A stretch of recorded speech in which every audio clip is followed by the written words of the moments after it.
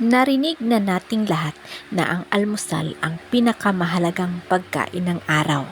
Pero totoo ba ito? At bakit mahalaga ang almusal?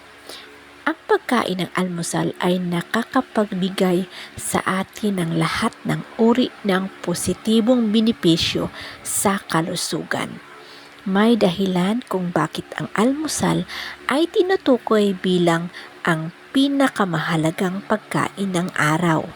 Ang iyong katawan ay nangangailangan ng almusal upang simulan ang iyong metabolismo, palakasin ang iyong mga antas ng enerhiya at palitan ang mga nutrients na kinakailangan para sa mabuting kalusugan.